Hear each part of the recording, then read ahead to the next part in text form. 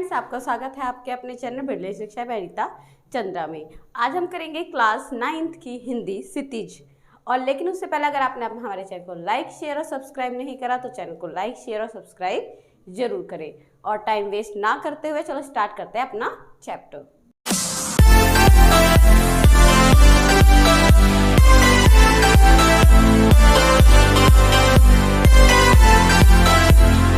Start करते हैं class 9th का चैप्टर नंबर 6 प्रेमचंद जी के फटे जूते। जैसे हमने हिंदी विधा में देखा बच्चों, हिंदी विधा हमें हमारी हिंदी साहित्य है उसके दो भाग हैं, गद्य और पद्य। तो जो ये हमारा जो चैप्टर है प्रेमचंद जी के जूते, ये गद्य विधा से बिलोंग करता है क्योंकि ये निबंध है, निबंध शैली में लिखा गया। और इसके जो लेखक हैं वो आपको जो तस्वीर में दिख रहे हैं हरिशंकर परसाई जी ये हैं। बच्चा हरिशंकर परसाई जी प्रेमचंद और सूर्यकांत त्रिपाठी निराला जी से बहुत ज़्यादा प्रभावित रहे हैं। और इन्होंने जो प्रेमचंद जी का फटा जूता है वो एक निबंध शैली में लिखा है। ठीक है, तो चलो स्टार्ट करते हैं हम अपना चैप्टर प्रेमचंद जी के फटे जूते। तो बच्चा एक पहले हम समरी देख लेते हैं, इसमें मतलब इसका सारांश देख लेते हैं कि चैप्टर में है क्या। तो बच्चा इस चैप्टर में मुख्यतः निबंध शैली में लिखा हुआ है। और इसमें हमें क्या दिखाया गया है, इसमें हमें दिखाया गया है कि दिखावे की प्रवृत्ति में लोग कितना जीते हैं, है ना। परंतु जो हमारे प्रेमचंद जी हैं बच्चा, वो प्रेमचंद जी बुरी सादगी से उनका जीवन जो परिपूर्ण था, किससे पता चलता है। ये एक हरिशंकर परसाई जी उनकी एक तस्वीर देखते हैं प्रेमचंद जी के, और वो अपनी पत्नी के साथ खड़े हैं और उनका जो हरिशंकर परसाई जी की नज़र है वो इनके मतलब चेहरे से लेके इनके जूते तक पड़ती है और जूता देखते हैं फटा हुआ है। तो यहाँ ये बात करते हैं कि जहाँ आज के टाइम पे, है ना, मतलब उस टाइम पे भी लोग फ़ोटो खिंचवाने के लिए कितना पहले तैयार होते हैं, और जब ये फ़ोटो खिंचाने के लिए ऐसे तैयार हुए हैं कि इनका जूता भी फटा हुआ है, तो ये अपनी आम जिंदगी में कैसे रहा करते होंगे। फिर ये वहाँ पे बोलते भी हैं कि लोग फ़ोटो खिंचाए थे तो हो सकता है किसी से अपना उधारी ले लेते हैं ना जूते, तभी फ़ोटो खिंचा सकते थे। लेकिन बाद में ये बोलते हैं कि जो प्रेमचंद जी हैं वो सादगी भरे जीवन से जीने वाले व्यक्ति हैं, उन्हें दिखावे की प्रवृत्ति में कोई भरोसा नहीं है ना। तो ये हमारा पूरा चैप्टर है, इसमें हमें बातें पता चलेंगी कि प्रेमचंद जी के बारे में। चलो स्टार्ट करते हैं अपना चैप्टर नंबर 6। ठीक है, और भाषा इसकी सामान्य है, आम बोलचाल की भाषा। तो लिखा है प्रेमचंद के फटे जूते। लिखा है प्रेमचंद का चित्र मेरे सामने है, मेरे सामने मतलब हरिशंकर परसाई जी के सामने है। पत्नी के साथ फोटो खिंचा रहे हैं, सिर पर किसी मोटे कपड़े की टोपी, कुर्ता, धोती पहने हुए हैं। तो चित्र बता रहे हैं कि प्रेमचंद जी कैसे दिख रहे हैं। कनपट्टी चिपकी है, गालों की हड्डियां उभर आई हैं, पर घनी मूछें चेहरों को भरा भरा बतलाती हैं। मतलब यहाँ पे क्या दिखा रहे हैं बच्चा कि जो प्रेमचंद जी हैं वो गरीबी से ग्रस्त हैं। लिखा पाँव में कैनवास के जूते हैं, उनके बंद बेतरी बंधे हुए हैं, मतलब जो जूते हैं वो कैनवास के बने हुए हैं, मतलब जैसे हमारे स्पोर्ट्स जूते ना कपड़ों के वैसे कुछ बने हुए हैं। और जिनके जो रिबन हुए हैं, उनके जो शू लेसेस हैं वो भी अच्छी तरह बंधे हुए हैं। लापरवाही के उपयोग करने पर बंद के सिरों पर लोहे की पतरी निकल जाती है और छेदों में से बंद डालने से परेशानी होती है। तब कैसे बंद भी कस लिए जाते हैं, मतलब वही बोल रहे जो रिबन है कहीं निकल जाती है ना, जो आगे से उसकी लोहे की निकली होती है, लेकिन उसको किसी तरह उसने बंद कर रखा है। दाहिने पाँव का जूता ठीक है। देखो अगर पेपर में क्वेश्चन आता है कौन से पैर का जूता फटा हुआ है, देखिए बाएं जूते में बड़ा छेद हो रखा है जिसमें से उंगली बाहर निकल आई है। तो उन्होंने इतने ध्यान से उसकी बारीकी से उनको जूते को देखा है। मेरी दृष्टि इस जूते पर अटक गई, सोचता हूँ फ़ोटो खिंचवाने की अगर ये पोशाक है तो पहनने की कैसी होगी। कटाक्ष कर रहे हैं उनके ऊपर कि मैं ये सोच रहा हूँ कि फ़ोटो खिंचवाते समय ऐसी मतलब उन्होंने ड्रेस डाली है, तो वो जो नॉर्मली घर में ड्रेस डालते होंगे वो कैसी होती होगी। नहीं, इस आदमी की अलग पोशाकें नहीं होंगी, इससे पोशाकें बदलने का गुण नहीं है। बोल रहे हैं इसमें नहीं होगी पोशाक कैसे बदली जाती है ना, ये जैसा है वैसा ही फ़ोटो में खिंच जाता है। मतलब बोल रहे हैं ये जिस तरह सादगी में रहते हैं ना बच्चा, वैसे ही इनकी फ़ोटो में भी सादगी नज़र आ रही है। मैं चेहरे की तरफ देखता हूँ कि क्या तुम्हें मालूम है कि मेरी साहित्य पुरखे भी तुम्हारा जूता फट गया है, पुरखे की तुम्हारा जूता फट गया और उंगली बाहर दिख रही है। कि मतलब बोल सकते हैं क्या तुम्हें इसका जरा भी एहसास नहीं है, जरा लज्जा संकोच छेप नहीं है, क्या तुम इतना भी नहीं जानते कि धोती को थोड़ा नीचे खींच लेने से उंगली ढक सकती थी। मतलब उस पर कटाक्ष करे जा रहे हैं कि अगर जूता फट गया था तो अपनी जो धोती है उसको थोड़ा नीचे कर लेते, किसी जूता ले लेते, क्या जरूरत थी फोटो मतलब फटा जूता खिंचाने की। मगर फिर भी तुम्हारे चेहरे पे बेपरवाही, बड़ा विश्वास। फोटोग्राफर ने जब रेडी प्लीज़ कहा होगा तब परंपरा के अनुसार तुमने मुस्कुरा लाने की कोशिश की होगी। मतलब तुम्हारे चेहरे पे जो हंसी दिख रही है ना वो भी तब होगी जब फोटोग्राफर ने बोला होगा कि मतलब स्माइल करके दिखाओ, है ना। जैसे हम फोटो सेल्फी लेते बोलते चीज़ प्लीज़, है ना। दर्द के गहरे कुएं के तल में कहीं पड़ी मुस्कान की धीरे धीरे खींचकर ऊपर निकल रही होंगी कि बीच में क्लिक करके फोटोग्राफ ने थैंक यू कह दिया होगा। विचित्र है ये अधूरी मुस्कान, ये मुस्कान नहीं, इसमें उपहास है, व्यंग्य है। मतलब बोल रहे हैं जो तुम अपनी मुस्कुरान दे रहे हो ना, ये मुस्कान ये तुम्हारी क्या है, बनावटी है।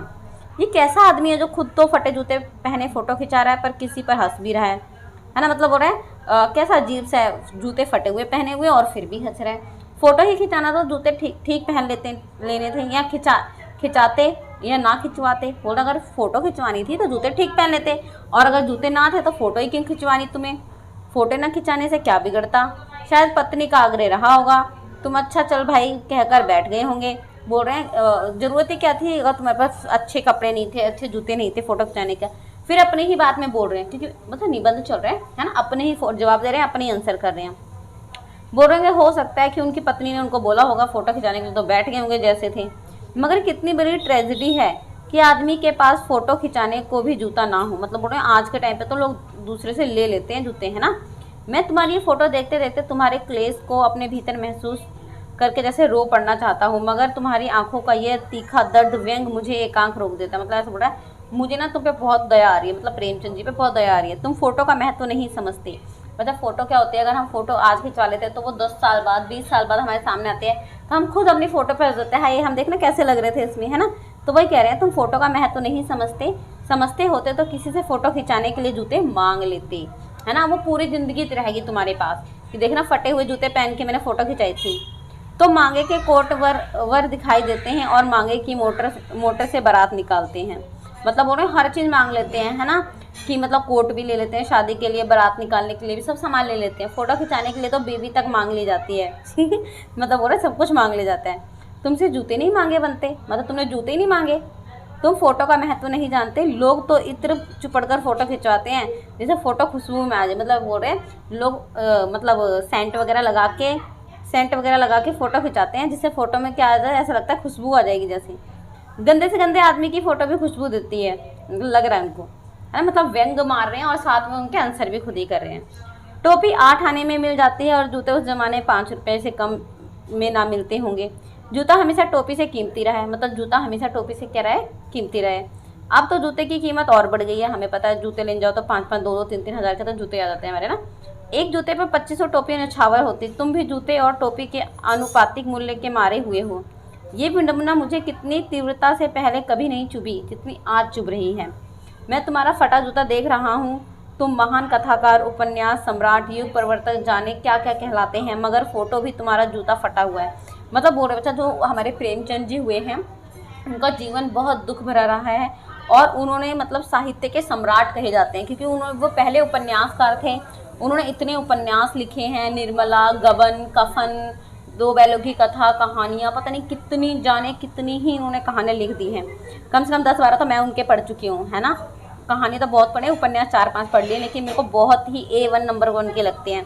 तो बोले इतने ज़्यादा आप उपन्यास के मालिक रह चुके हो, सम्राट, लेकिन फिर भी तुमने ना फटा हुआ जूता, मुझे बड़ा अजीब लगता है देख के। मेरा जूता भी कोई अच्छा नहीं है, ये तो ऊपर से अच्छा दिखता है, उंगली बाहर नहीं निकलती, पर अंगूठे के नीचे तल से फटा हुआ है। मतलब क्या बोल रहे हैं, मेरा जूता ही फटा हुआ है लेकिन उंगली बाहर नहीं निकलती है, तल से फटा हुआ है, मतलब तलों से फटा हुआ है। अंगूठा ज़मीन से घिसता है और पैनी मिट्टी में कभी रगड़कर खाकर लहलूहन भी हो जाता है। मतलब बोल रहे हैं अगर उंगली फटी हो, मतलब जूता उंगली से फटा हो तो हमारी उंगली पे चोट लग सकती है। पूरा तला गिर जाएगा पर पंजा छिल जाएगा, मगर उंगली बाहर नहीं दिखेगी। मतलब अपने बता रहे हैं, तुम्हारी उंगली दिखती है पर पाँव सुरक्षित है, मेरी उंगली ढकी है पर पाँव नीचे से घिस रहा है। तुम पर्दे का महत्व नहीं जानते, हम पर्दे पर कुर्बान हो रहे हैं। मतलब देखो क्या बोल रहे हैं कि मेरा जूता जो है वो तले से फट गया, मेरा ऊपर उंगली नहीं दिख रही लेकिन पूरा पंजा क्या हो रखा है बच्चा, घिसा पड़ा है, छिला हुआ। लेकिन तुम्हारी उंगली दिख रही है लेकिन तुम्हारे पैर को कोई नुकसान नहीं हुआ। यहाँ पे बच्चा क्या कहने की कोशिश कर रहे हैं कि जो तुमने जो अपनी ज़िंदगी में जितने संघर्ष करे हैं, प्रेमचंद जी को बोल रहे हैं, वो उतने किसी और ने नहीं करे हैं। क्योंकि बच्चा प्रेमचंद जी छोटे थे तभी इनके मम्मी पापा मतलब एक्सपायर हो गए, इनके चाचा चाची ने इनको पाला, है ना। और इनका मतलब जो जीवन है बहुत दुख भरा गुजरा है। तुम फटा जूता बड़े ठाठ से पहने हो पर मैं ऐसे नहीं पहन सकता। फ़ोटो तो ज़िंदगी भर इस तरह नहीं खिंचाऊँ, चाहे कोई जीवनी बिना फ़ोटो के ही छाप दे। मतलब बोल रहा मैं कभी ऐसे फ़ोटो नहीं खिंचा सकता।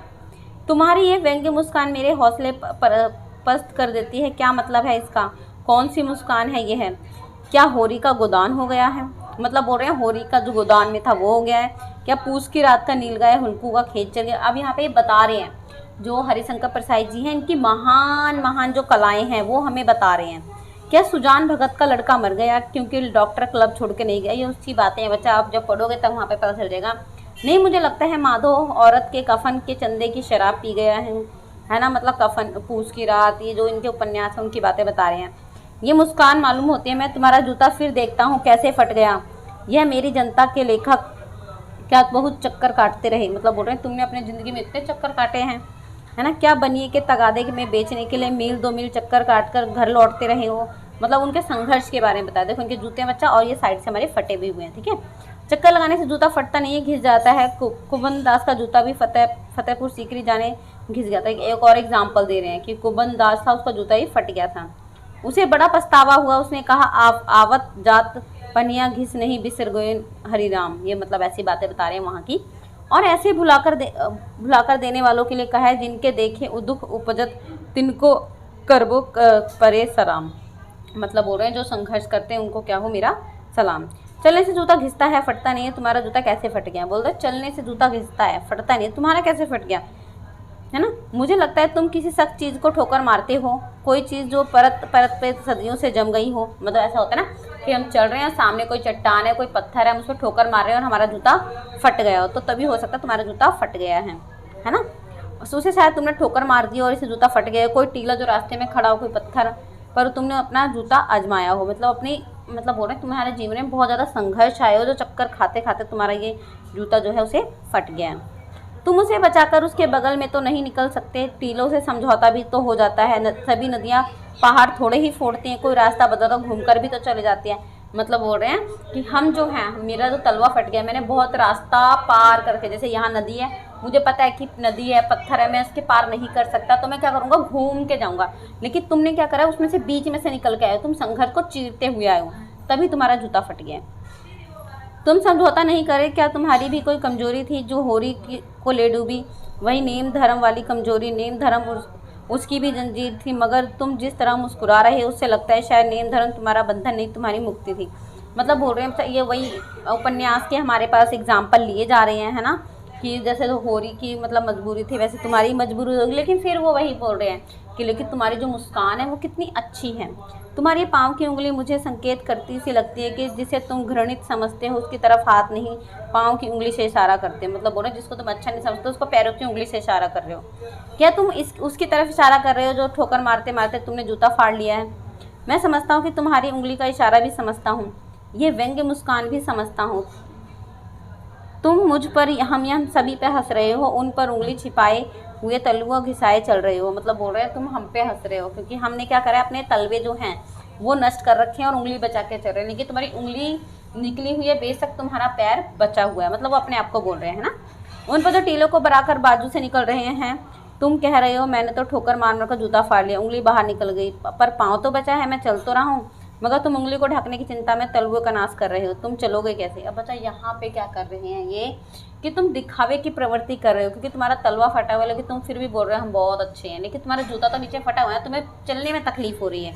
यहाँ कहने का मतलब है कि लोगों के पास इतना सामर्थ्य नहीं होता जितना वो दिखावे की प्रवृत्ति करते हैं, है ना, कि दिखावे की प्रवृत्ति तुम्हारे अंदर बहुत ज़्यादा हो गई है, चाहे तुम्हारे पास कुछ भी ना हो, है ना। अब अच्छा दिखावे की प्रवृत्ति कौन करता है? जिसके पास वो चीज़ नहीं होती। लिखा, मैं समझता हूँ, मैं तुम्हारे फटे जूते की बात समझता हूँ, उंगली का इशारा समझता हूँ, तुम्हारी व्यंग्य मुस्कान समझता हूँ।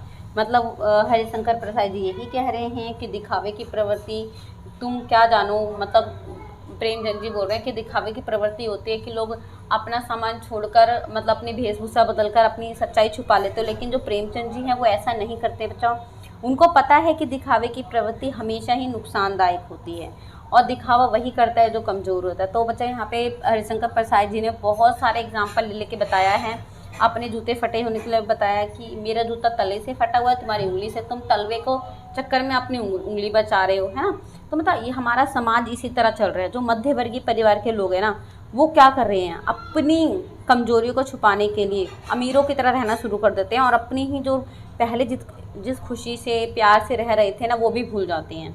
तो यहाँ पे क्या बोल रहे हैं, जो प्रेमचंद जी हैं वो बहुत सादा जीवन व्यतीत करने वाले व्यक्ति हैं, दिखावे की प्रवृत्ति में नहीं आते। अगर दिखावे की प्रवृत्ति में आते तो अपना जो फ़ोटो खिंचवाने के लिए जाते तो अपना जूता वो उधार ले सकते थे किसी से, है ना, पहन ले सकते थे फ़ोटो खिंचाने के लिए। लेकिन उनकी जो आंखों में मुस्कान है ना, वो सब कुछ बयां कर रही है। तो बेटा ये था हमारा चैप्टर प्रेमचंद जी के फटे जूते। अगर आपको इसमें कुछ ना समझ आया हो तो आप अपने पूछ सकते हैं। और अगर आपने अभी तक हमारे चैनल को लाइक शेयर और सब्सक्राइब नहीं करा तो चैनल को लाइक शेयर और सब्सक्राइब जरूर करें। Thank you so much.